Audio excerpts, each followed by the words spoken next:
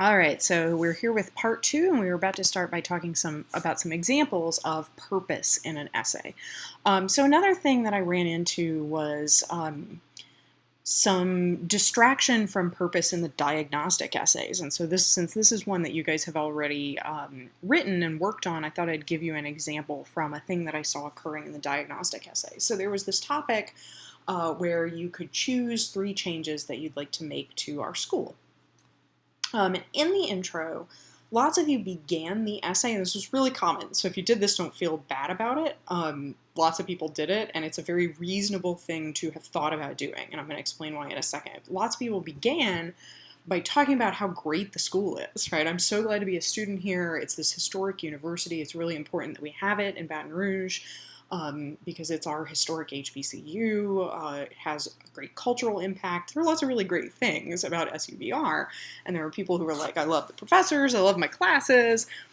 So there's a way to do that and successfully still accomplish your purpose. But there's also a way to do that where it distracts from your purpose. I want you guys to take a second to think about that. So with almost exactly the same content, the way that you deploy it, the way that you do it or write it in your paper, and the way that you organize that introductory paragraph changes whether or not that information distracts from your purpose.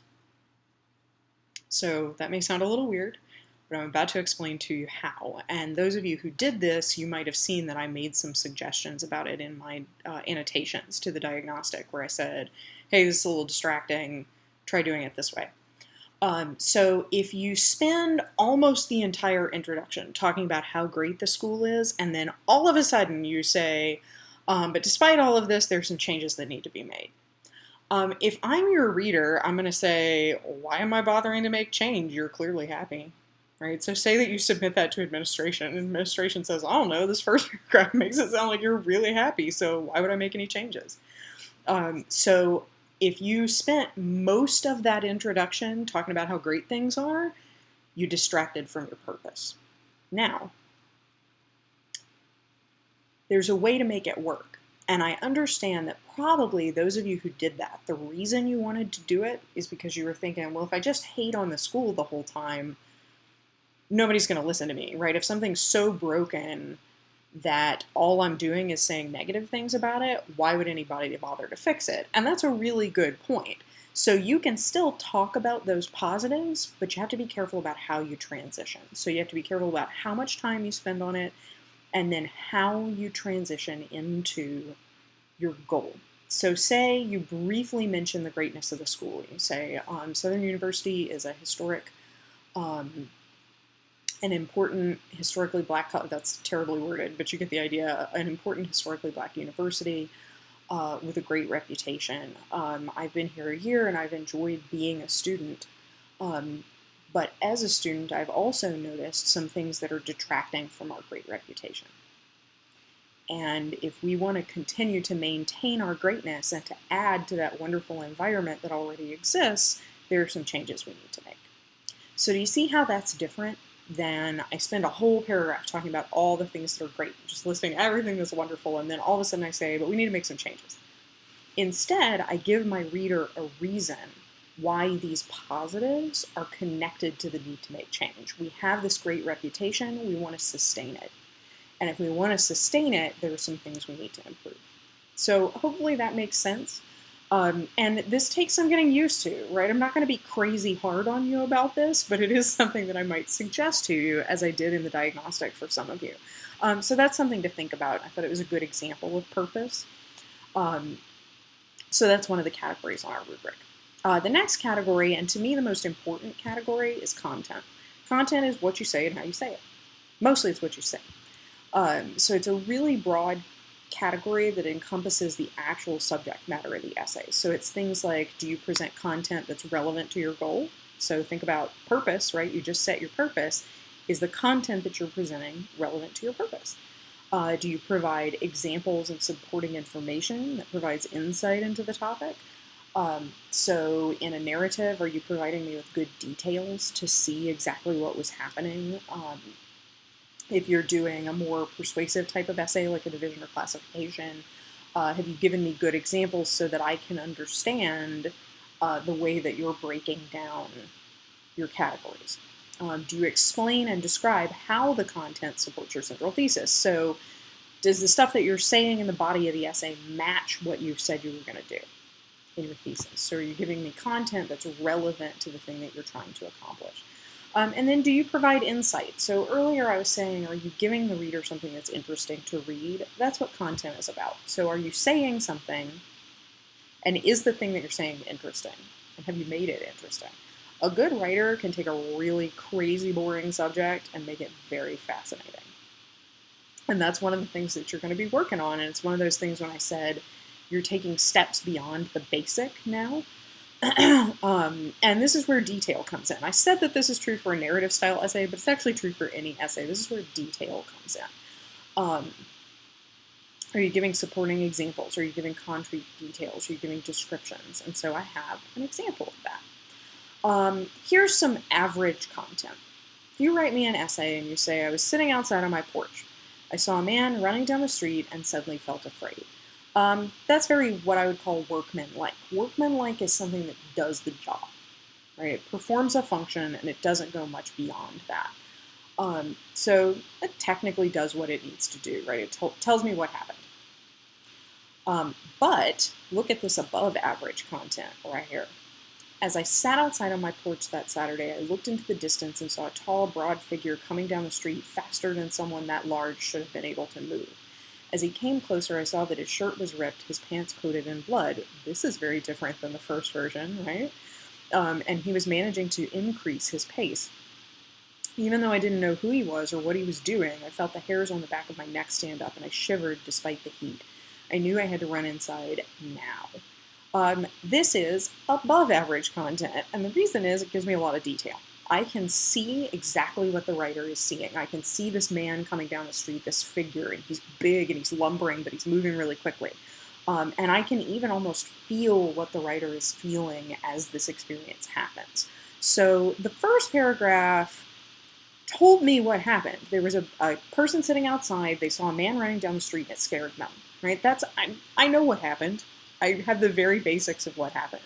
But this second paragraph tells me a lot more about the intricacies of what happened. What made you so afraid, right? What about this guy running down the street? Like, there's all kinds of, I see joggers running down my street all the time. When I see a jogger running down the street, I'm afraid of them, right? So what about this man made you afraid? And then what did that fear feel like? So there's different kinds of fear, right? There's the kind of fear where you bolt and you run away, and there's the kind of fear where you get ready to fight. So what did that fear look like, and what did it feel like? As a bonus, I also get a sense of when this is happening. It's on a weekend, outside on the porch, so clearly the weather's not terrible. It's hot outside, because the narrator says, I shivered despite the heat. So it packs a much greater punch with the words that it's using. And so that's an example of content. So the first one might get like a C on content. The second one is an A. Right? I can tell exactly what's happening. There's tons of detail there. So those are some examples. I also did a content example of something like a division and classification essay. So here, your average content says, one type of student is the non-traditional student. These students come back to school after several years away and often have jobs and established families. These students might return to school to forward their careers, to make a change in career, or to complete a dream of a college degree. Whatever the reason, these students are often willing to work very hard to attain their goals. This is kind of like low B level content. It's pretty good. This is decent. It really does the job. It tells me the type of student, gives me the basic details to understand who these students are. So I know I have a very straightforward topic sentence that says, one type of student is the non-traditional student. So it tells me, basically, here's the kind of student I'm going to talk about. And follows that up by defining that type of student for me, and then telling me some things that might be going on in the lives of a non-traditional student. Their reasons for coming back to college, the things that contribute to those reasons, and the stuff that's going on in their outside lives. So it does the job, right? I have a basic understanding of the non-traditional student. So you might read this and say, why isn't this an A? I'm going to show you. Here is above average content. I am not going to read this whole thing out loud to you. I'm going to let you read it because it's a little bit long, but I wanted to point out a couple of things. Look just at the first sentence. So my previous topic sentence said, one type of student is the non-traditional student. Does the job, right? It's very workmanlike. This sentence says, while many types of students are unfamiliar with the world outside of school, the non-traditional or returning student comes armed with knowledge of the working world that proves beneficial in their pursuit of a degree. Look how intricate that topic sentence is. So my first one just told me I'm going to talk about a non-traditional student because they're a type of student. This topic sentence gives me an idea of what this writer is going to say about the non-traditional student. They're going to talk about the ways that that student's experience in the outside world helps them as they begin to pursue a degree. And also there's a transition here. While many types of students are unfamiliar with the world outside of school, so I could assume that previously in this essay, the writer has talked about types of students that are unfamiliar with the world outside, who have only gone to school. So probably the previous paragraph was about students who come straight from high school into college. That would be my best guess. And then the writer goes on to not just list, but describe the experiences of the non-traditional student. So it talks about how some of the things going on in their lives outside motivate them to put forth maximum effort, to set a high priority on their studies, even compares them a little bit to younger students, and then says, in addition to being driven by goals, they come to school armed with knowledge of the working world that makes them more prepared for the independent style of work required in college. So you have to work very independently, and sometimes that's easier for somebody who hasn't experienced doing that at work. My writer could even go further than this, and they could provide examples, like, say, an administrative assistant who has had a job for years where she has to independently determine what her boss might need. That person's probably going to do pretty well at the independent style of work required in college. So even the topic sentence is much more detailed, but also the author is very specific about the reasons why the non-traditional students are often successful. So this paragraph has a more clear centralized topic, but also the content just gives me a lot more detail. And so that's why that's above average content. Organization is a little more straightforward. It means, did you follow the basic essay structure? So did you set your topic up, stay on topic, and provide body paragraphs that each have unity? We've talked a lot already about 5-paragraph organization, so I'm not going to hit that nail over the head. Instead, what I'm going to point out to you is that the essay itself is not the only thing that needs to be organized. Paragraphs need to be organized. So an individual paragraph needs to have unity. And I found a video online that I think explains paragraph unity pretty well, and it's only about 3 minutes long. So if you would like to look at that, you can go to this link here. Depending on what kind of software you're using, it may let you click on it, like it would let me click on it here. Or you may have to copy and paste that into your browser. But it's a cute little video, it's very quick, and I think really describes how to make sure your paragraphs are organized and that they stay on topic. That's really what paragraph unity means. So those are the kinds of things that I'm looking for when I look for organization. And one of the ways that I would suggest you edit for organization is to take a look at your essay and see, what did I set up in the thesis as my central topic? What's my main goal or the thing I'm trying to accomplish? And then look at your topic sentences. Does each of my topic sentences relate back to that thesis? Does it directly connect? Have I explained how it connects? So will it be clear to an average reader how those two things are connected? And then within the paragraph, use the advice in this little video to help you double check to make sure that your paragraphs are unified. And then your conclusion, does your conclusion review some of the points that you've made in your essay? Does it reiterate that thesis, that argument that you're trying to get across? So this is mostly stuff that you're familiar with, but make sure that you're organizing for that. And again, I'm going to take a pause here